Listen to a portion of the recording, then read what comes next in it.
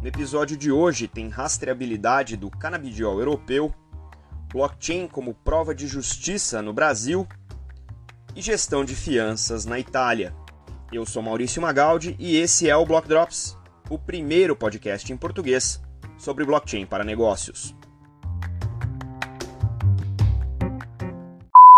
As notícias que você ouve aqui não têm qualquer vínculo com o meu trabalho atual, não configuram nenhuma forma de patrocínio, propaganda ou incentivo para o consumo e têm o foco exclusivamente educacional para o mercado. Essa nossa primeira nota, ela talvez soe até repetitiva, a gente já até comentou aqui no podcast sobre a rastreabilidade de várias coisas. Também já comentamos aqui sobre rastreabilidade de maconha em outros cenários. Mas o motivo pelo qual eu trouxe essa nota aqui para vocês hoje é porque aqui a gente tem um movimento na Holanda, né? A Associação dos Produtores de Canabidioides ou Cannabis em geral da Holanda anunciou agora, no comecinho de agosto, uma ferramenta baseada em blockchain que vai ser gratuita para os consumidores para o rastreio dos produtos em CBD na União Europeia. O Hempflex, que é um dos membros fundadores dessa associação e um dos maiores produtores e processadores europeus de cânhamo para a indústria, vai ser o primeiro a emitir, né, oferecer esses produtos rastreáveis em blockchain, e não só a maconha ou o cigarro, o CBD oil, né, o óleo do canabidiol, mas todos os produtos derivados do cânhamo da semente até a prateleira. Eles estão chamando esse conceito aí de seed to sale, né, for lack of a better term. Então é interessante que, como o canabidiol não é considerado um alimento na regulação europeia, ele não necessariamente ele passa pelos mesmos critérios e não necessariamente ele passa pelos mesmos vetos e requisitos regulatórios que os alimentos. Então, isso aqui mostra que é uma indústria que está indo muito mais além daquilo que a regulação determina. E, obviamente, utilizando blockchain, eles saem muito na frente em relação ao resto da indústria. Mas o que me espantou realmente nesse artigo é que eu achei que isso aqui ia ser um caso de uso, né, ou uma utilização do blockchain de rastreabilidade para canabidiol, mas eu, lendo o artigo, tem muito mais coisa. Então, eles dão outro exemplo aqui. Tem um rastreador de cannabis chamado Strain Secure, que é parecido e é baseado nos países da América do Norte, que vai fazer a validação do DNA dos produtos para cannabis medicinal. Como tem vários estados nos Estados Unidos em que o canabidiol medicinal ele é liberado, ele é legalizado e controlado, né, por assim dizer, e no Canadá também, tanto recreativo quanto medicinal. Então, a Strain Secure vai dar garantia de que o DNA que tá sendo, da cannabis que está sendo consumida ali, ela é dentro dos padrões ali, ele está no strain, né, na variedade adequada que está sendo consumida. E a outra nota é o Uruguai, aqui do lado, né, que a gente sabe foi o primeiro país a legalizar completamente a produção e venda de cannabis. Também tem aí um rastreador de cadeia de suprimentos para maconha utilizando um blockchain chamado Aeternity, né?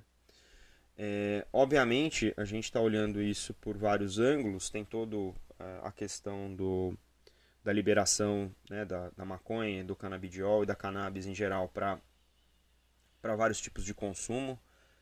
Isso é uma linha de pesquisa dentro da ciência, então é algo a se considerar do ponto de vista mais amplo do impacto da sociedade, né, no sentido mais geral. Mas a gente volta a ver no uso do blockchain para rastreabilidade, um caso de uso que a gente já pode chamar de clássico e que talvez seja o grande habilitador da tecnologia para diversas indústrias. Obviamente, no momento em que a gente vive, em que a mobilidade é reduzida por conta da pandemia, ter uma maneira de provar que aquele produto que você comprou e está consumindo, ele realmente é aquilo que você espera ou exige, realmente é um diferencial que a tecnologia traz e que a gente pode finalmente se beneficiar. Essa nossa próxima nota, ela é uma nota local, brasileira, mas ela é no mínimo curiosa, porque ela é, eu acho que a primeira nota que eu dou aqui no podcast, que é um caso de não uso do blockchain. Eu falo de caso de uso toda semana, esse aqui é um caso de não uso do blockchain. É uma matéria que eu estava navegando pelo LinkedIn e vi essa manchete aqui. Eu vou ler para vocês porque ela é super, super interessante. Juiz eleitoral do Piauí indeferiu liminar, pois provas não foram registradas no poderoso blockchain. Poderoso blockchain, inclusive, está no texto que o juiz, em que o juiz indeferiu o pedido de liminar. Esse é um caso de disputa por uma questão no processo eleitoral, que foi julgado pelo TRE, o Tribunal Regional Eleitoral do Piauí.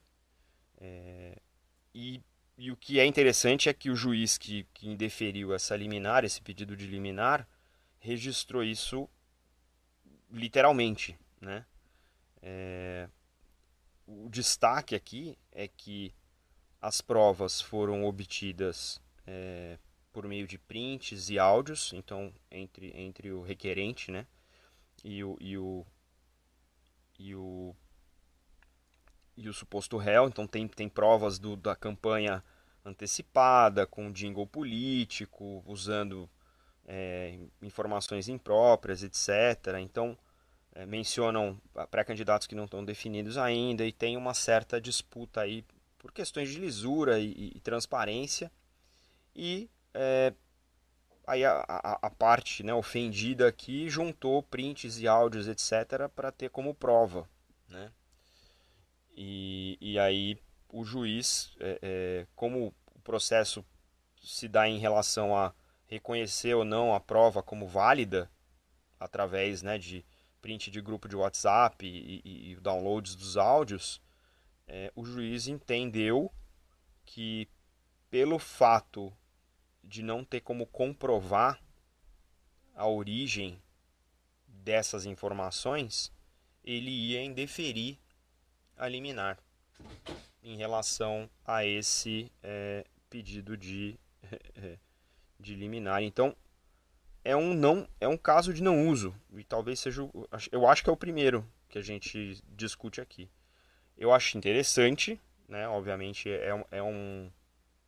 é um contexto. Agora, dá, dá para entender a preocupação do juiz, mas não é ainda um processo instaurado, né, pelo menos na justiça brasileira em geral, de que provas, para serem válidas em tribunais quaisquer, elas precisem estar registradas de alguma maneira numa blockchain. Então, eu não sei se isso é bom ou se isso é ruim nesse momento, eu não consigo avaliar, mas de novo, é uma nota no mínimo curiosa, né? Em Minas Gerais teve um outro caso, o artigo também cita aqui, também no TRE, é uma acusação de utilização de máquina pública em benefício das eleições, da reeleição do incumbente. O, o tribunal reconheceu o uso de blockchain, né, mas não reconheceu a prova ou não acatou as alegações feitas pela oposição baseadas na blockchain, né? Então, novamente, aí recolhendo dados de prints e coisas de redes sociais, né, informações de redes sociais. pode ser um caminho, pode ser um caminho. O problema é, aí tudo vai ter que estar na blockchain, porque tudo que pode servir de prova precisaria estar em uma blockchain, e aí a gente vai ter que entrar em outras discussões de como operacionalizar esse tipo de coisa, mas se essa é uma tendência, pelo menos no espaço aqui do TRE, isso pode ser uma maneira de provocar o raciocínio de como é que a gente lida com campanhas eleitorais, como é que a gente lida com dinheiro público, como é que a gente lida com assédios, como é que a gente lida com as disputas realizadas no mundo digital. É de se pensar para onde esse negócio vai. Nossa última nota de hoje é uma nota até, não vou dizer recorrente aqui, mas é uma nota interessante do ponto de vista de indústria, né? E aqui a gente está falando da indústria financeira. A gente já tinha comentado o uso de blockchain em um caso de uso grande para fazer pagamentos na Itália entre os diversos bancos, né? E, e essa nota de hoje é quase que uma continuação daquele caso de uso, né? Então aqui tem um grupo de bancos, novamente, né, e seguradoras também, que colocou em uma solução baseada no blockchain da R3, o Corda, a versão Enterprise, o processo de registro e emissão de fianças. Fianças são seguros, né, ou uma modalidade de seguros para garantir que se um determinado prestador de serviço, aqui no caso é para o governo, departamentos, etc.,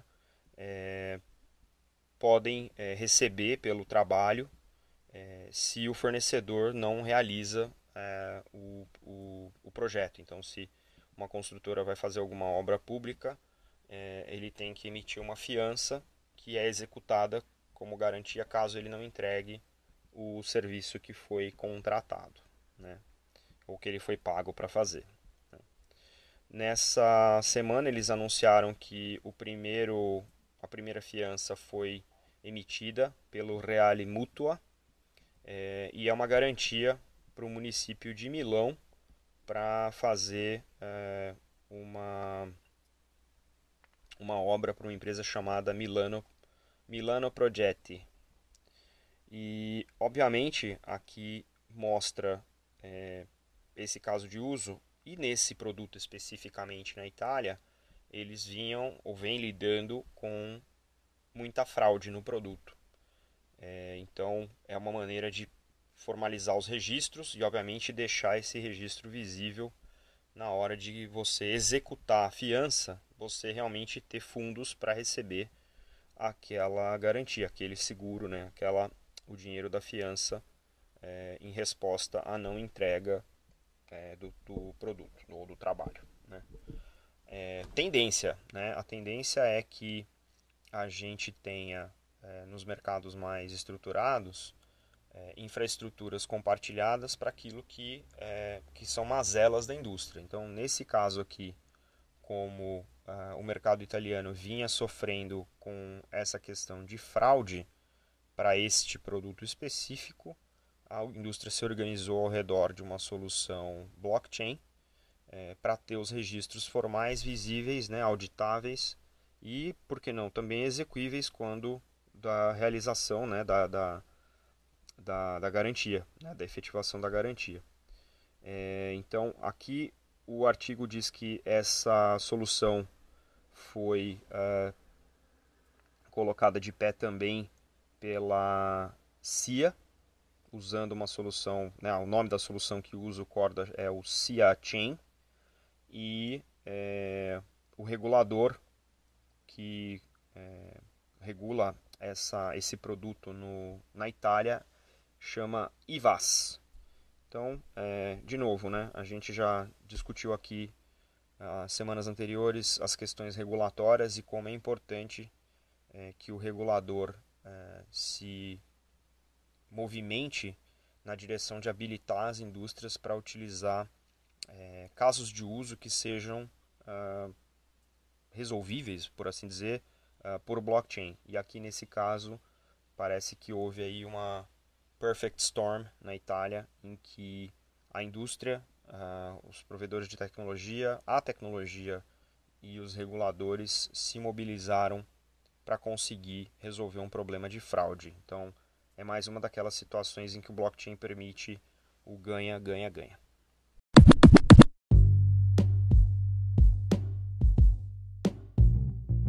Você pode ouvir o Block Drops Podcast nas plataformas Numis, Google Podcasts, Apple Podcasts, Spotify e Anchor FM.